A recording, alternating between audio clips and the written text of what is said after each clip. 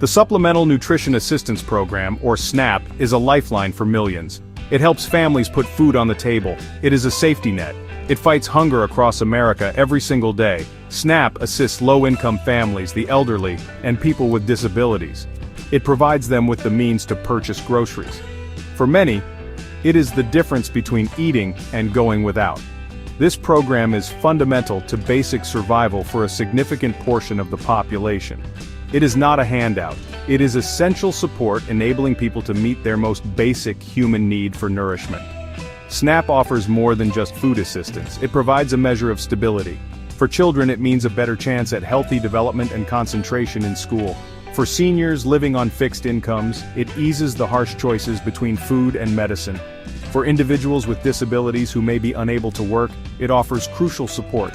Parents rely on SNAP to ensure their children receive nutritious meals, which are vital for their physical growth and cognitive abilities. The program underpins the well-being of entire households, allowing them to navigate difficult financial circumstances with a little more security. However, a shadow now falls over this vital program. A new bill passed by the House of Representatives on May 22, 2025, proposes deep and unsettling changes. It aims to make significant cuts to SNAP, alongside Medicaid. These are reportedly the largest reductions in the history of these programs. News of this bill has spread quickly, causing widespread worry and anxiety. Families who depend on SNAP benefits are now facing an uncertain future, wondering how they will cope if this support is drastically reduced or taken away entirely. The very foundation of their daily sustenance feels threatened. This proposed legislation is not merely a minor budgetary tweak. It represents a fundamental shift in how the nation approaches support for its most vulnerable citizens. The changes could dramatically reshape the landscape of social assistance in America. It forces a national conversation about our collective priorities and responsibilities. For the millions who rely on SNAP to feed themselves and their children, the future feels precarious. The potential consequences of these cuts extend far beyond spreadsheets and budget lines, touching the lives of real people in profound and potentially devastating ways. The core of the new House bill involves substantial financial reductions. Specifically, SNAP funding is slated to be cut by an enormous $300 billion. This cut is part of a larger $1 trillion reduction that also impacts Medicaid. To put this figure into perspective, it is an unprecedented decrease in the resources allocated to these critical assistance programs. Such a massive withdrawal of funds will inevitably have far-reaching consequences for the program's ability to serve those in need. The sheer scale of this financial retrenchment signals a major policy redirection concerning federal support for low-income individuals and families. Beyond the financial cuts, the bill introduces new, much stricter work requirements for SNAP recipients. These rules will now apply to a broader group of working-age adults, extending up to the age of 64. Notably, parents of school-age children and some older adults previously less stringently targeted will also face these new mandates. Under the proposal, benefits would be strictly limited to just 3 months, unless recipients can document at least 80 hours of work per month. This is a demanding threshold, particularly for individuals facing barriers to stable employment, such as lack of transportation or childcare. The bill also significantly narrows the exemptions previously available for work requirements. Currently, individuals caring for young children, those over the age of 55, or people residing in areas with demonstrably poor job markets, can often be exempt from work rules. The new legislation, however, restricts exemptions primarily to parents with children under the age of 7 and individuals in a very limited number of high unemployment counties. This means many people who were previously exempt, perhaps due to caregiving responsibilities for older children or living in areas with few job opportunities, will now face the pressure of meeting these tough work demands or losing their food assistance. Furthermore, the proposed changes would shift a greater financial burden for SNAP onto the states. Starting in 2028, states will be required to cover a portion of the actual SNAP benefit costs, ranging from 5% to as much as 25%, depending on their error rates in program administration. Additionally, states will have to cover 75% of SNAP administrative costs, a significant increase from the current 50% share. This could translate into hundreds of millions of dollars in additional annual costs for state governments, potentially forcing them to make difficult choices about their own budgets and service priorities. The projected impact on households is stark and deeply concerning.